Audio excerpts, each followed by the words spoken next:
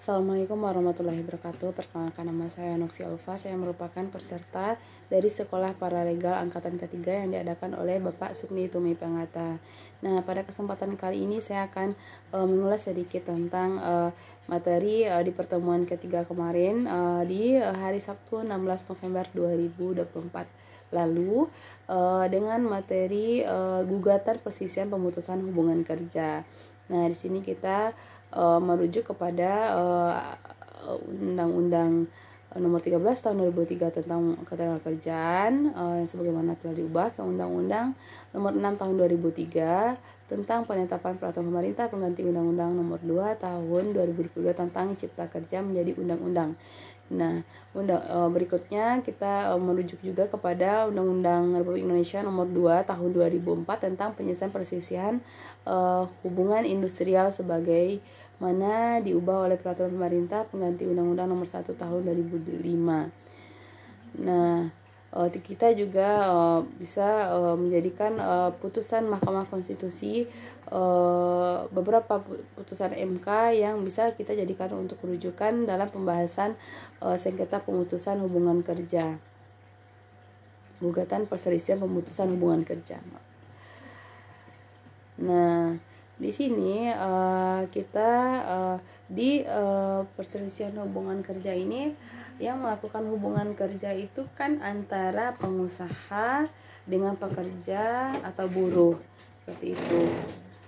Nah, pekerja atau buruh di suatu perusahaan. Nah, suatu perusahaan yang berbadan hukum, seperti itu. Nah, biasanya perusahaan tersebut mereka dalam menerima pekerja atau buruh itu ada namanya perjanjian kerja. Perjanjian kerja waktu tertentu bisa disingkat dengan PKWT. Ini merupakan perjanjian kerja antara pekerja atau buruh dengan pengusaha untuk mengadakan hubungan kerja dalam waktu tertentu atau untuk pekerjaan tertentu. Nah, PKWT ini harus tercatat gitu, harus dibuat secara tertulis. PKWT ini setidaknya dia harus memuat itu ada jangka waktu, kapan selesai suatu pekerjaan tertentu. Pokoknya di sana itu harus jelas perjanjian antara pengusaha atau pemberi kerja dengan penerima kerja atau buruh gitu. Pekerjaan yang diperkirakan penyelesaian dalam waktu yang tidak terlalu lama dilaksanakan itu paling lama itu 5 tahun ya. Nah, dalam hal jangka waktu PKWT akan berakhir dan pekerjaan yang dilaksanakan belum selesai, maka dapat dilakukan perpanjangan PKWT dengan jangka waktu sesuai kesepakatan antara pengusaha dengan pekerja atau buruh dengan ketentuan jangka waktu keseluruhan PKWT beserta perpanjangan tidak lebih dari 5 tahun. Nah, masa kerja pekerja atau buruh dalam hal perpanjangan jangka waktu PKWT tetap dihitung sejak terjadinya hubungan kerja berdasarkan PKWT.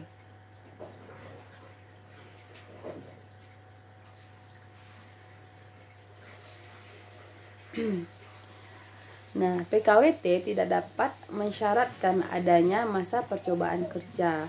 Dalam hal disyaratkan masa percobaan kerja yang diisyaratkan tersebut batal demi hukum dan masa kerja tetap dihitung. Nah, PKWT ini paling sedikitnya memuat itu nama, alamat perusahaan, jenis usaha, nama, jenis kelamin, umur, alamat pekerja atau buruh, jabatan atau jenis pekerjaan, tempat pekerjaan, besaran dan cara pembayaran upah. Pokoknya di sana itu lengkap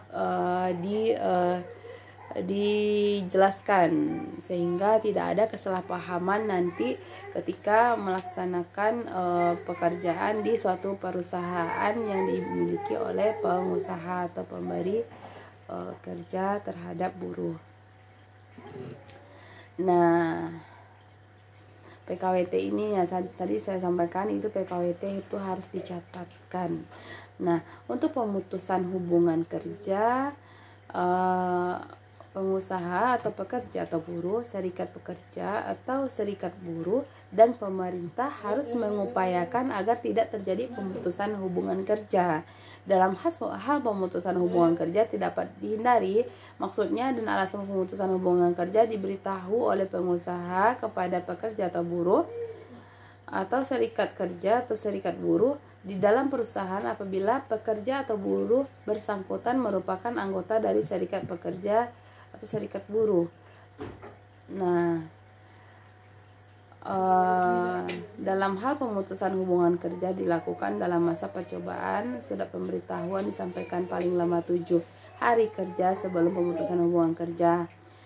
Nah, dalam hal pekerja atau buruh telah mendapatkan surat pemberitahuan dan tidak menolak pemutusan hubungan kerja, pengusaha harus melaporkan pemutusan hubungan kerja kepada kementerian yang menyelenggarakan urusan pemerintahan di bidang ketenagakerjaan dan atau dinas yang menyelenggarakan urusan pemerintahan di bidang ketenagakerjaan provinsi dan kabupaten atau kota. Surat pemberitahuan pemutusan hubungan kerja ini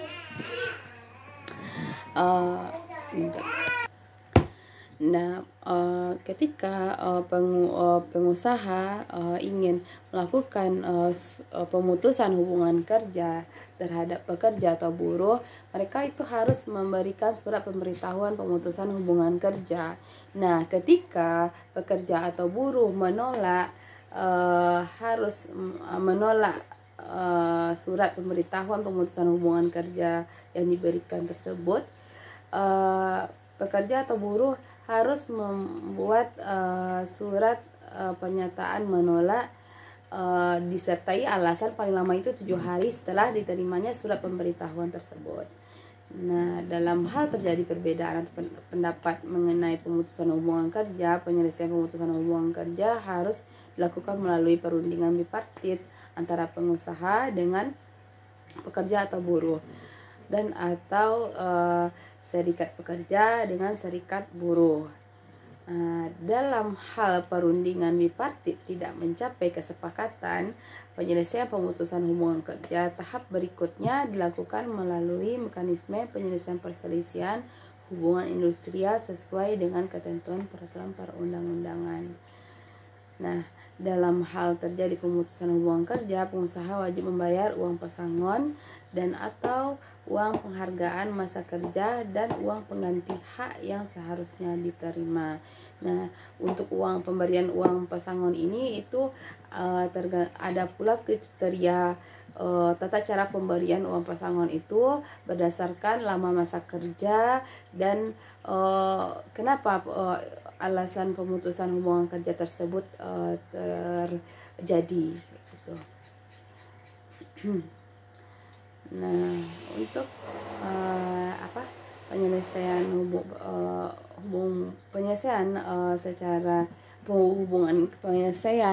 hubungan kerja ini itu diselesaikan secara bipartit dan tripartit. Nah, yang bipartit ini diselesaikan antara dua pihak, itu antara pihak pemberi kerja dengan pekerja, pengusaha dan pekerja atau buruh. Itu kalau yang tripartit itu ada pihak ketiga. Ya seperti itu. Mungkin sekian ulasan tentang materi di pertemuan ketiga sesi pertama tentang sengketa perselisihan hubungan kerja. Sekian, terima kasih. Assalamualaikum warahmatullahi wabarakatuh.